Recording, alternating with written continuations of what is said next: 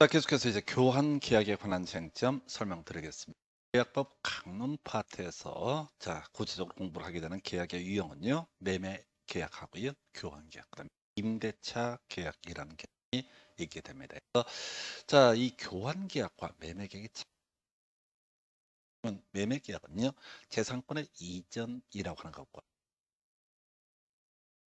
이게 교차를 가리켜서 매매 교환 계약이라고 하는 거는요, 이렇게 가는 거죠. 재산권 간의 교환. 서로 바꿔 교환 계약이라고 불러요. 그래서 매매도 재산권의 이전이라고 하는 것이 하나의 전제가 될 테고, 재산권의 이전. 이게 주로 우리가 소유권을 예시를 많이 하죠. 그다음에 이제 여기다가 금전의 지급이라고 하는 거. 금전의 지급, 이게 매매 계약이 될 테고, 재산권의 이전하고요. 재산권의 이전과 재산 또 다른 재산권의 이전을 담고 있는 것을 교환 계약이라고 부르게 됩니다.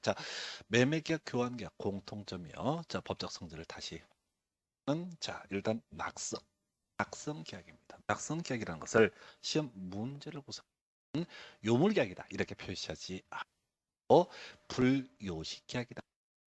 즉 의사의 합치가 있게 되면 계약서를 쓰지 않더라도 법적 의무가 된다라는 측면에서 이걸 우리가 낙성 계약이라고 부르게 됩니다. 한편 매매 계약하고요. 그다음에 교환 계약 둘 다 뭐 임대차도 마찬가지지만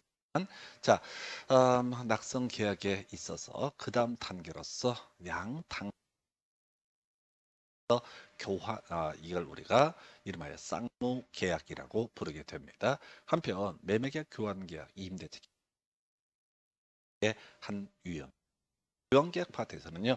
보충금 지급 얘기 아니면 바로 교환계약의 법적 성질을 가지고 문제 구성을 하게 됩니다. 그래서 먼저 교환계약의 법적 성질 방금 설명드린 번 체크를 해 보도록 하겠습니다. 그래서 제일 먼저 낙서, 즉 의세 합치 교환 계약은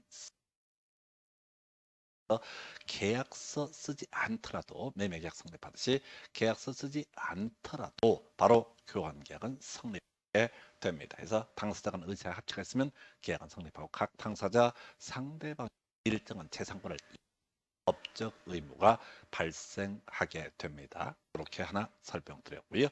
두 번째 매매 계약이 그러듯이 바로 교환 계약이라고 하는 거 쌍무 계약이다라고 해서 매매가 일방 당사자는 재산권 이전해야 되고 또 상대방은 뭐를 바로 금전을 지급해서 서로 얻었다 재산권을 이전할 의무가 발생하게 되는 이렇게 금전 후의 재산권을 상대방이 이전 쌍무계약 교환계약 그래서 쌍무 그래서 우리 쌍무계약에서 발생하는 문제가 있어 공시이행약이라는 개념 위험 부담의 범 이런 개념이 나오게 됩니다. 이건 이제 사령 문제 구성할 때 특히 위험 부담의 법리. 위험 부담의 법리 이런 거 있죠. 채무자 위험 부담의 원칙이라고 하는 것을 전제로 경우에 따라서 채권자도 있었죠. 그래서 뭔 소리야? 양 책임 없는 사유로 인해서 이행기 전에 이행 불능 등의 상태에 이르게 되면 일정한 법적 책임을 교환 계약에 있어서는 매도인이 좀 애매해집니다. 갑 소유의 X 부동산과 을 소유의 Y 건물이라고 하는 걸 X 토지와 Y 건물을 교환하기로 한 계약을 체결했다라고 전제했을 때 토지라는 관점에서 보게 되면 매도인의 지위에 갑이 있게 건물이라는 관점에서 보게 되면 매도인의 지위에 을이 자리하게 될 그래서 이걸 디테일하게 볼 건 아니야. 바로 이행기 전에 양당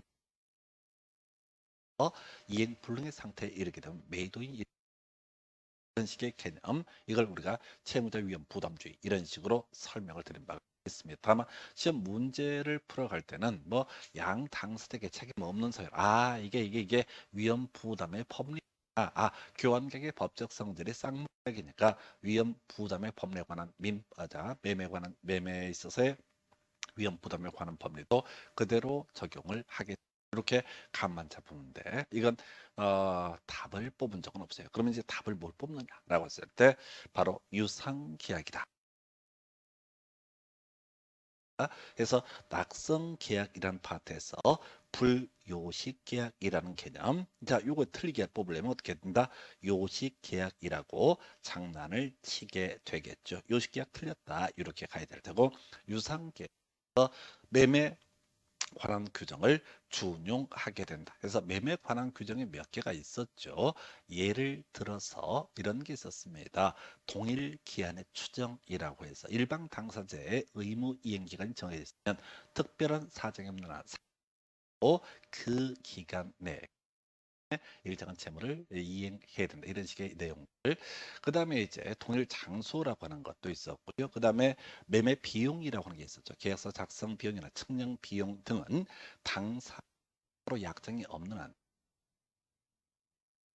그다음에 우리 매매에서 가장 덩어리 컸던 것이 매도인의 담보 책임, 권리하자 그리고 물건의 하자라는 경우의 수를 가지고 몇 개 쟁점을 삼아냈던 바가 있습니다. 그래서 우리 앞에서 대금 감액 청구, 계약 해제, 수고 그 외에 바로 완전물 뭐 이런 것들을 가지고 공부했던 게 바로 담보책임 문제죠. 그래서 시험 문제를 구성할 때는 계약 해제라든가 혹은 뭐를 가지고 바로 손해배상 청구 얘기를 툭 그러면 이게 담보책임 얘기를 하고 있는 것이구나라고 이렇게 감으로 때려야 될 파트가 교환 계약에 관한 주제가 되겠습니다. 그래서 결과적으로 교환 계약은요, 낙선 계약, 불유효식 계약에 해당이 된다. 그다음에 쌍무 계약에 해당이 된다. 그다음에 유상 그래서 우리 시험용으로 이슈가 되는 게 위험 부담의 범죄라든가 매도인의 담보 책임 이런 조항 등은 교환 계약에도 그대로 준용이 되게 됩니다. 그래서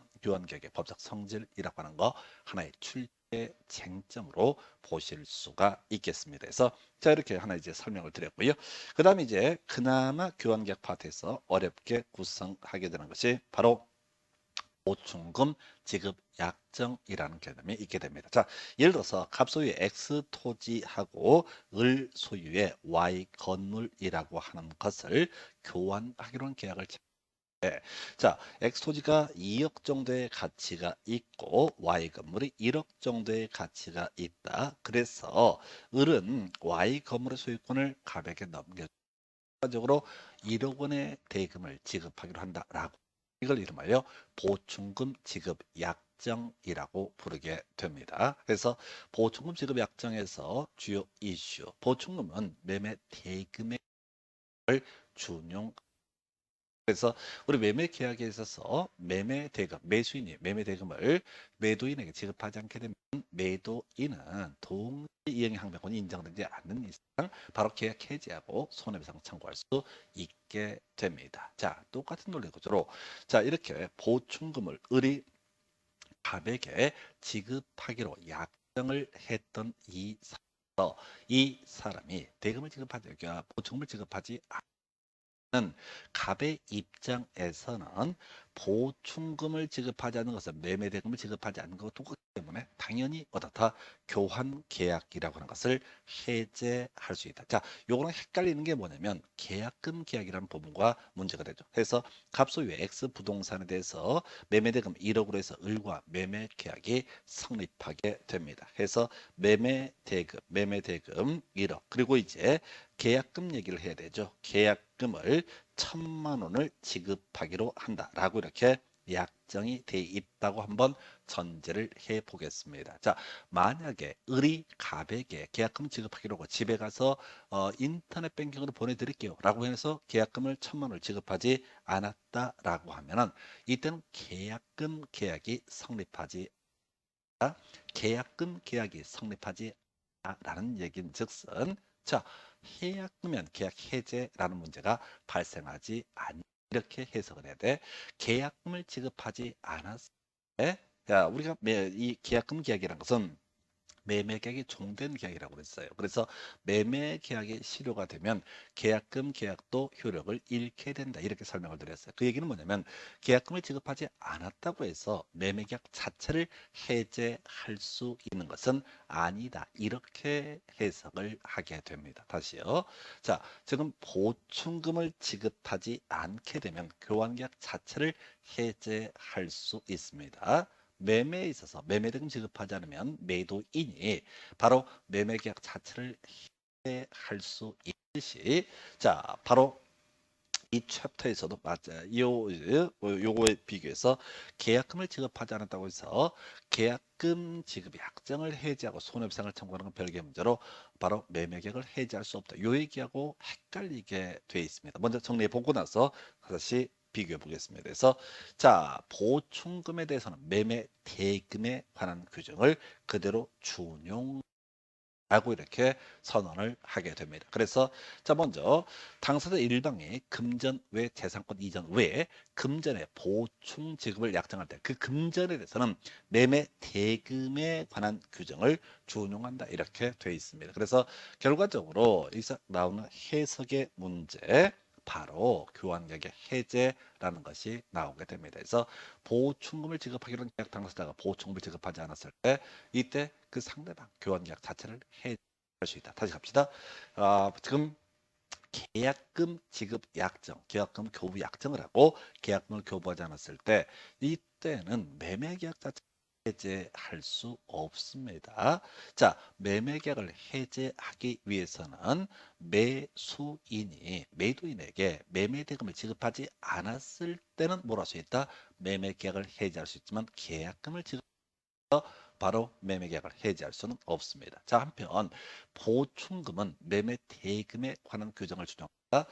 따라서 보충을 지급하지 않은 매매 대금을 지급하지 않은 것과 똑같은 의미를 가지고 있다. 그래서 보충금 지급하기로는 계약 당사자가 보충금을 지급하지 않았을 때 교환계약 자체를 어떻다 해제할 수 있다. 이렇게 가게 됩니다. 자, 이게 되게 간단해요. 교환계약 파트는 1년에 거의 한 문제가 구성이 되게 되는데 자, 요 정도 범주에서 자, 이게 이제 판례집을 가지고 구성하다 보니까 좀 이제 문맥이 부드럽지 않은 경우가 있을 수는 있지만 최소한 시험 범주에서는 요 정도 내용만을 가지고 출제 쟁점을 삼아내게 됩니다. 그래서 교환계약 되게 간단한 주제. 다만 이 얘기를 소화하기 위해서는 위험 부담의 법률이라든가 매도인의 담보 책임으로서 계약 해제 손해배상 청구 등 이런 개념이 녹아져 있어야지 실제 문제를 풀어 가실 수가 있습니다. 자, 해서 지금 유상 계약 중에서 자 매매 계약에 관한 주제.